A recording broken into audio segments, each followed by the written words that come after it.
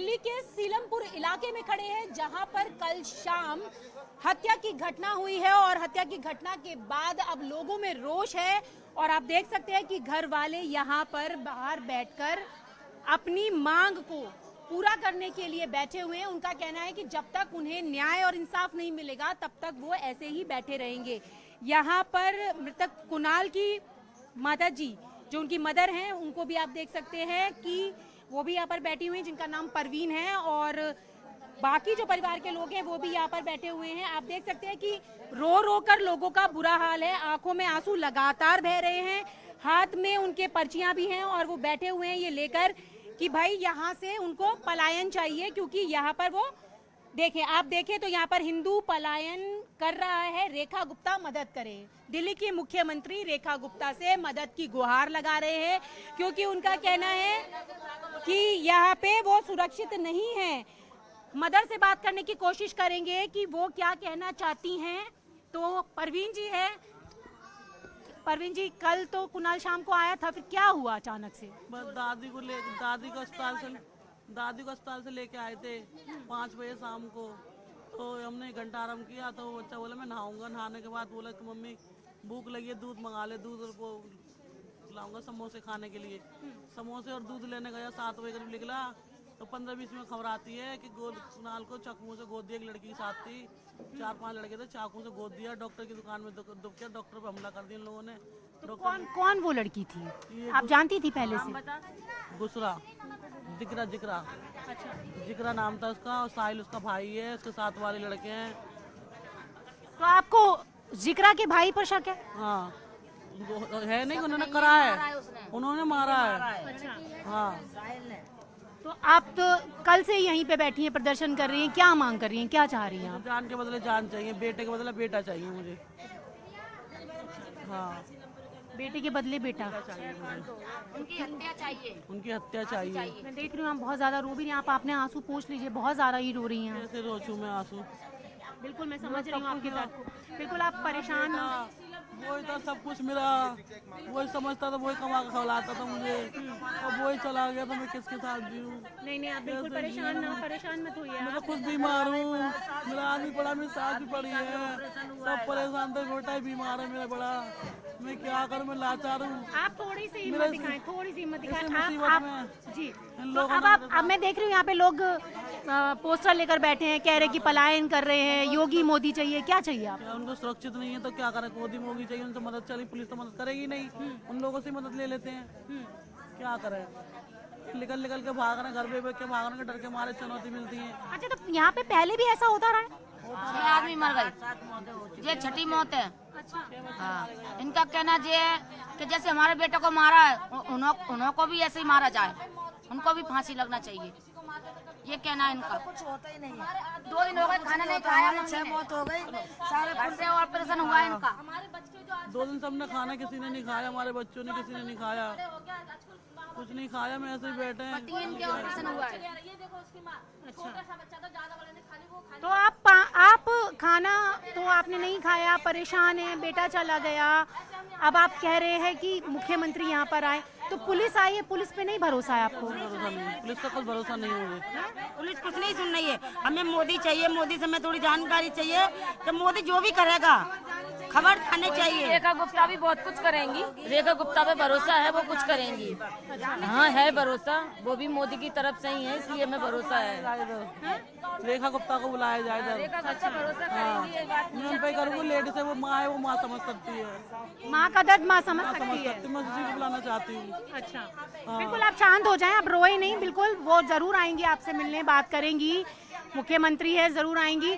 लेकिन अब लगातार ऐसे जब आप कह रहे हैं कि इतनी सारी घटनाएं हुई हैं, पुलिस से कभी आप लोगों ने कहा तो वो नहीं कुछ करती है? पुलिस में पैसा भर देती है, पुलिस में पैसा भर देते हैं ये लोग। कौन लोग? ये लोग जो कत्ल कर जाते हैं, पुलिस में पैसा भर देते हैं ये लोग। तो आप कह रहे हैं पुलिस पैसा खा लेती है? पुलिस पैसा खा लेती है, कुछ करती नहीं है, उनको छोड़ देती है, फिर मर्डर हो जाते हैं, फिर जेल चले जाते हैं, फिर जेल से आ जाते हैं, तो क्या है मतलब? तो अब आप यहाँ पर जब तक मतलब आपको न्याय नहीं मिलेगा, आप ऐसे ही बैठे रहेंगे आप लोग? नहीं खाऊंगी, नहीं पीऊंगी, नहीं जाऊंगी, ना कहीं कुछ करूंगी, मैं यहीं मर जाऊंगी, मैं कुछ भी नहीं करूंगी। तो अच्छा, आपकी मदद कैसे होगी, क्या चाह रही हैं? तो वो उसको बुलाइए, ले उसको रेखा गुप्ता को। अच्छा उसको बुलाइए, वो सुनवाई करेंगे मेरी। अच्छा, आपको लगता है कि योगी और मोदी जब आएंगे तो ये सारी चीजें सही हो जाएंगी? भरोसा है आपको? भरोसा है, वो करेंगे मेरी मदद। अच्छा, हाँ, ये तब तक आप लोग पुलिस पर आपको भरोसा नहीं? नहीं, पुलिस पर नहीं भरोसा, पुलिस पर भरोसा नहीं है। यहाँ की पुलिस ऐसा करती है जब तो 6 कांड हुआ, किसी को नहीं करेगी। मौत हो चुकी थी तो जब नहीं पुलिस ने कुछ कर पाया तो अब क्या करेगी पुलिस? अब कुछ नहीं कर पाएगी जब 6 मौत हो चुकी। सारा था मेरा। आप चुप हो जाइए, बिल्कुल आप परेशान मत होइए। यहाँ पर जो मृतक कुणाल की मदर हैं, आप देख सकते हैं कि उनका रो रो कर बुरा हाल है और वो तो सिर्फ एक ही रट लगाए हुए हैं कि सीएम रेखा गुप्ता को यहाँ पर बुलाया जाए, क्योंकि एक माँ का दर्द समझ सकती है। ये बार बार उनका कहना है और उनका कहना है कि यहाँ पर लोग सुरक्षित नहीं हैं, क्योंकि लगातार इस तरीके की घटनाएं यहाँ पर हो रही हैं। उनका तो ये भी कहना है कि यहाँ पर पुलिस आती है, सिर्फ कार्रवाई करती है दिखाने के लिए, लेकिन कुछ बाद में होता नहीं है। करीबन 6 घटनाएं यहाँ पर हो चुकी हैं। तस्वीर आपके सामने है सीलमपुर उस इलाके की, जहाँ पर कल शाम ही घटना हुई है, जब लड़का अपने घर से दूध और समोसे लेने गया था और चाकू मारकर उसकी हत्या कर दी गई। उसकी मां आप देख सकते हैं, उनका कहना है कि एक लड़की थी जिसका नाम जिक्रा बताया जा रहा है, उसके भाई पर इनका शक है। और आप देखें तो यहाँ पर आप देख सकते हैं उनका दर्द आपको उनकी जुबानी ही सुनाई दे रहा होगा कि किस हालात में वो बैठी है यहाँ पर। और वो तो ये भी कह रही है कि जब तक न्याय नहीं मिलेगा, ना वो कुछ खाएंगी ना पिएंगी, वो ऐसे ही बैठी रहेंगी। तो ये तस्वीरें हैं सीलमपुर के उस इलाके से कल जहाँ पर घटना हुई है। तमाम और भी लोग हैं, वो लोग भी ये कह रहे हैं, और ये हम नहीं कह रहे हैं, ये उनके हाथों में जो पोस्टर हैं वो खुद बता रहे हैं कि लोग पलायन कर रहे हैं। बच्चे की मासूमियत का जिक्र बार बार कर रही है, कह रही है बच्चा मासूम था। तो फिर अचानक से क्या कोई बात हुई थी, कोई लड़ाई हुई थी? बस एक जिनकी दुश्मनाई थी ना, उस बच्चे को पूछते थे लोग, उस बच्चे को पूछते थे बता दो ना तुम एक आदमी हाथ से मारे जाओगे। तो सब बच्चों से पूछते थे, सब मोहल्ले के बच्चों से, पड़ोसी में सबसे पूछते थे। मेरे बच्चे ने कहा बता नहीं तो मैं क्यों बताऊं, तुम्हें क्या बताऊं, मुझसे क्यों पूछते हो तुम? वो लंबा तड़का 7 फुट का बच्चा था मेरा, मैडम देखना मेरे बच्चे को। अरे आप परेशान ना हो, बिल्कुल अब ज्यादा अब क्या बात करूं मैं, क्योंकि एक माँ का दर्द एक महिला समझ सकती है कि किस तरीके से बेटे के जाने के बाद आप उनकी हालत यहाँ पर देख रहे हैं। और अब उन्हें सिर्फ ये दरकार है कि मुख्यमंत्री यहाँ पर आए, उनके दर्द को समझे। तो अब हम और भी लोग हैं, उनसे भी बात कर रहे थे कि वो भी बता रहे थे। आप बताइए, आप कह रहे थे कि महिलाएं सुरक्षित नहीं, क्या होता है? पुलिस वाले तो कोई नहीं कुछ करता। अच्छा, तो जब घर में बच्चियां बेटियां आती तब भी कुछ होता है क्या? ऐसे लोग करते हैं, कुछ परेशान करते हैं क्या उन्हें? नहीं, वो जो लोगों को पता होगा, ऐसा कुछ नहीं।